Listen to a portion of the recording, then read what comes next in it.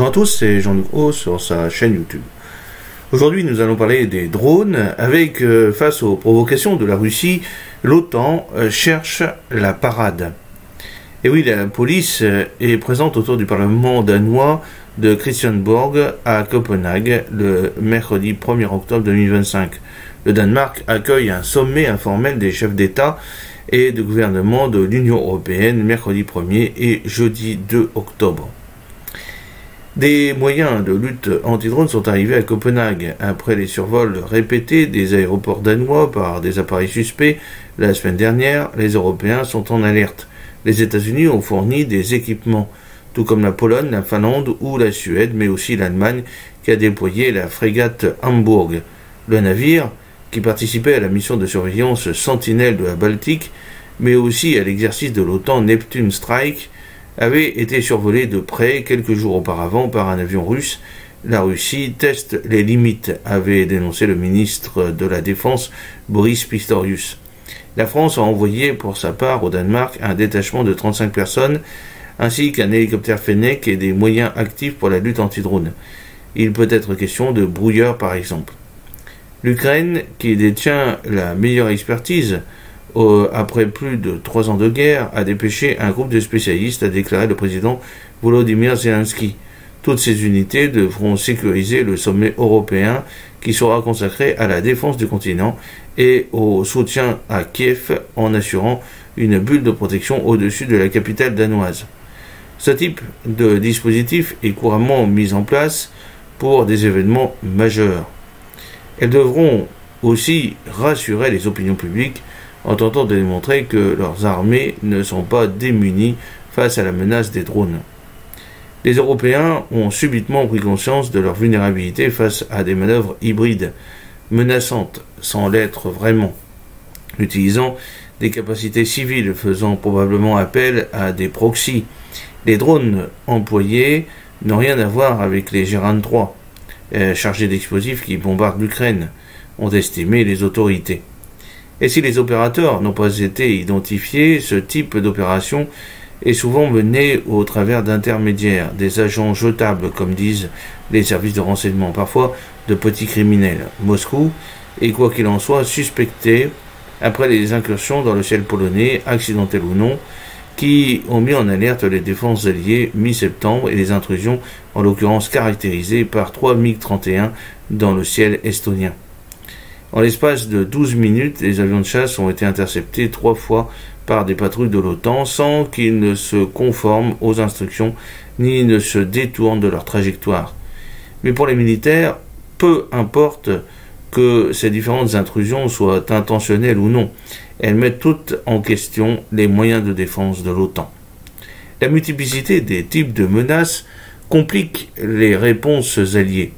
Intercepter un avion de chasse ne demande pas les mêmes capacités que brouiller un drone.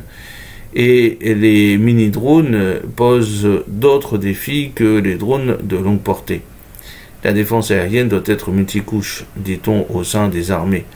Elle doit reposer sur différents capteurs, radars ou acoustiques, qui permettront d'identifier, de caractériser une manœuvre suspecte. Cette fusion de données au sein d'un même poste de commandement constitue l'un des principaux défis techniques. Elle doit aussi impliquer l'aviation civile. L'enjeu est de distinguer les manœuvres intentionnelles de simples incidents. Au sein de l'armée française, on cite volontiers l'exemple d'un récent survol d'une base navale qui serait avéré être seulement le passage de satellites de la constellation Starlink. C'est pourquoi les autorités prônent le sang-froid. Les intimidations russes, en profitant de toutes les ambiguïtés, ont pour but d'instiller une psychose, voire de forger l'OTAN à surréagir en consacrant des moyens disproportionnés contre une menace diffuse. Pour intercepter des drones au-dessus des métropoles, les armées ne possèdent pas de parade idéale. Une destruction ne peut intervenir qu'en dernier ressort, en cas de menace avérée. Mais les militaires doivent éviter que les débris ne causent plus de dégâts. Le brouillage ciblé est efficace contre les petits drones, prometteuses en théorie. Les armes laser n'ont pas encore été réellement utilisées. Quant aux drones intercepteurs, ils nécessitent des opérateurs en nombre suffisant. Protéger la frontière extérieure de l'Europe requiert des moyens encore plus importants. Au sein de l'armée française, on ne croit pas au mur anti-drone promis par la Commission européenne. Il ne faut pas refaire une ligne Maginot, souligne une source militaire. La fortification conçue pour empêcher une invasion par l'Allemagne avait été contournée par l'armée nazie.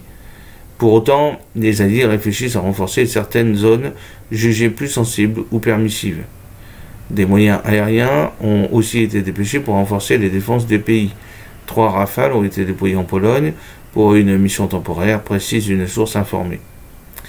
Le renforcement des capacités militaires ne garantit pas leur emploi face à des menaces caractérisées. Les règles d'engagement de l'OTAN qui dictent les conditions d'usage de la force demeurent volontairement floues. Il s'agit de ne pas donner d'indication à l'adversaire sur le seuil de riposte. Le commandant suprême allié, le général Alexis Gruikovich, a seulement évoqué des réponses flexibles, laissant entendre plus de marge d'appréciation, mais il s'agit aussi de ne pas exposer des divergences entre alliés. Chaque nation peut imposer des caveats, c'est-à-dire des limitations de son engagement militaire. En clair, chaque armée reste maîtresse de ses armes dans les limites imposées par l'Alliance.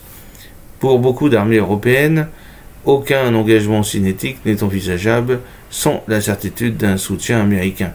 Pour les états-majors, le défi est de savoir gérer l'escalade. La saillie de Donald Trump invitant les Européens à abattre les avions russes s'ils attaquent a laissé les stratèges perplexes, même si elle est apparue comme un signe de soutien de l'Alliance. Avant d'en arriver là, d'autres étapes auraient été franchies auxquelles il aura fallu répondre.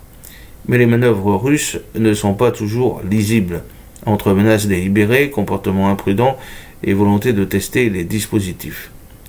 Les opérations hybrides de la Russie ne se limitent pas à l'usage de drones. Moscou joue sur toute la gamme de l'arsenal pour tenter de déstabiliser les Occidentaux, du sabotage aux cyberattaques en passant par la désinformation. À chaque fois, les buts demeurent les mêmes: semer la division, installer la peur et inciter les Occidentaux à renoncer à leur soutien à l'Ukraine. J'espère que cette petite vidéo vous a plu. N'oubliez pas de cliquer sur le pouce pour la promouvoir, de vous abonner si ce n'est pas encore fait, de partager cette vidéo sur vos réseaux sociaux. A très bientôt. Fidèlement, Jean-Luc Haut.